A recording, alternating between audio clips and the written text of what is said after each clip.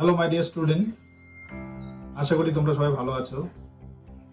আমি তোমাদের সামনে আবার একটা নতুন ভিডিও নিয়ে হাজির হলাম। আশা করি আমার আগের ভিডিওগুলো তোমাদের নিশ্চয়ই ভালো লেগেছে, তাই এবার আবার একটা নতুন ভিডিও নিয়ে হাজির হলাম। আমি এবারও আশা রাখবো যে তোমরা আমার সঙ্গে একই রকমভাবে সহযোগিতা করবে। আজকে তোমাদের সঙ্গে আমি প্রোনাউন নিয়ে একটা আলোচনা করব। কাজেই প্রোনাউন সম্পর্কে যাদের বিন্দুমাত্র সমস্যা রয়েছে এই ভিডিওটা ভালো করে লক্ষ্য রাখবে, তাহলে প্রোনাউন সম্পর্কে আশা করবো যে কোনো সন্দেহ থাকবে না। কাজেই সময় নষ্ট না করে আমি নতুন ভিডিওর দিকে এগোচ্ছি।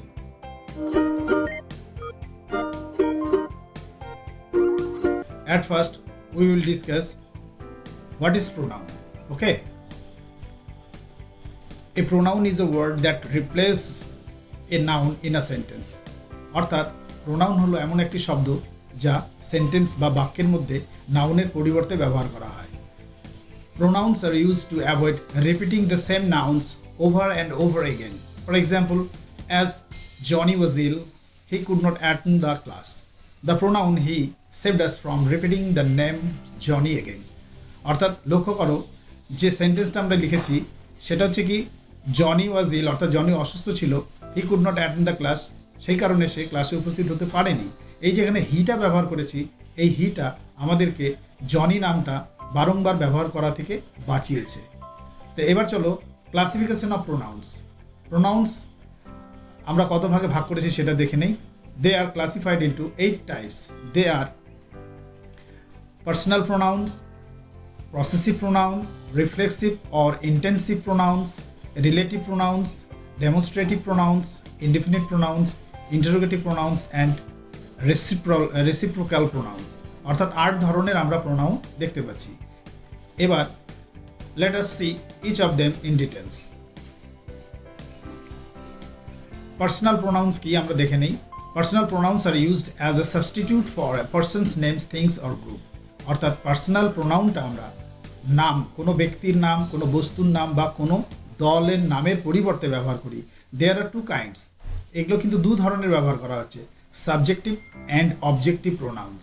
That is they either act as a subject of a sentence or the object of a sentence.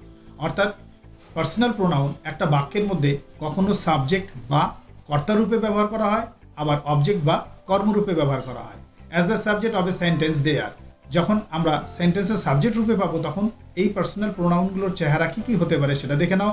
উদাহরণ হিসেবে আমি নিয়েছি I, you, he, she, it, we, they. আবার আমরা একটা এক্সাম্পল নিয়ে নিই পুরোপুরি। এক্সাম্পলে আমরা ফর এক্সাম্পল দেখছি they went to the store. এখানে দে হচ্ছে একটা personal pronoun. I don't want to leave, আমি এই জায়গা ছেড়ে যেতে চাই না। তাহলে কি হলো, এখানে আই হচ্ছে একটা পার্সোনাল প্রোনাউন। আর তোমাদের চেনার সুবিধার জন্য আমি এখানে একটু গ্রিন কালার ব্যবহার করেছি। তোমরা যদি এই নোটসগুলোকে রাইট ডাউন করতে চাও তাহলে ভিডিওকে পজ করে তোমরা এগুলো কপি করে নিতে পারবে।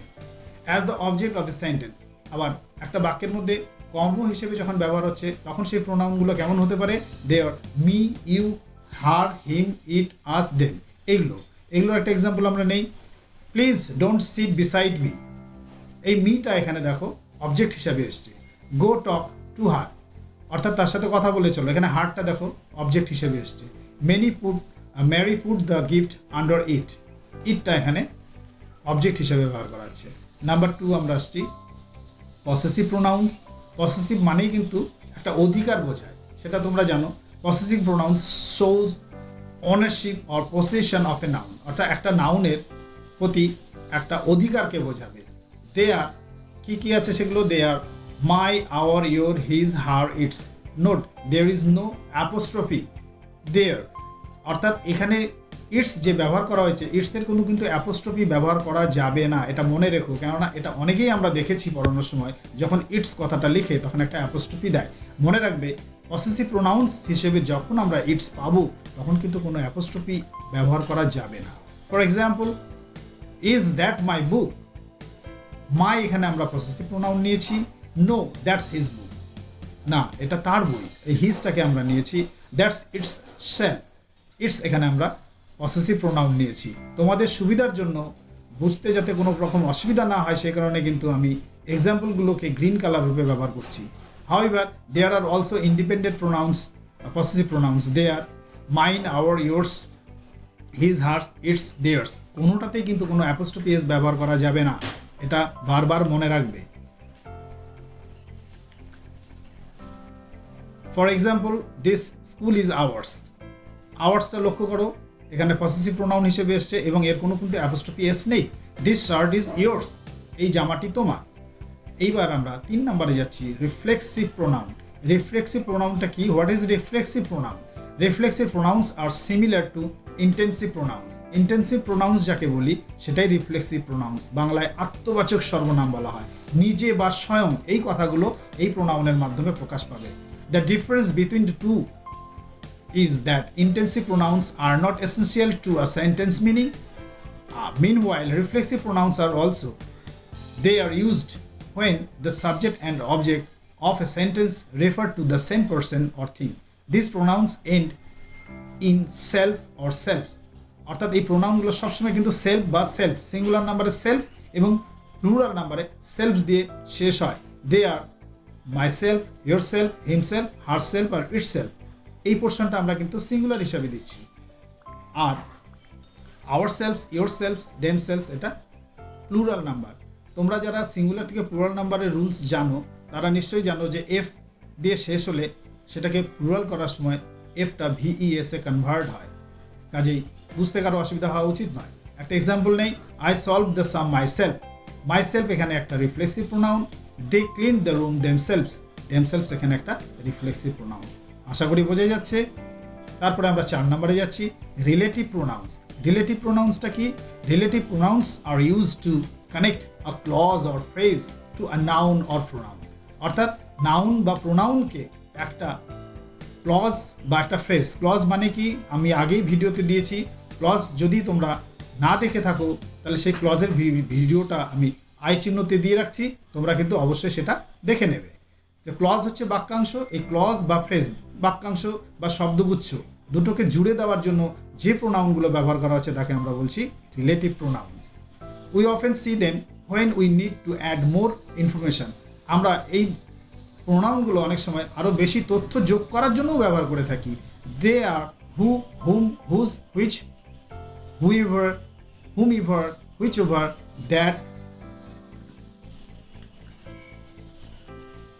For example, the driver who ran the stop sign was careless.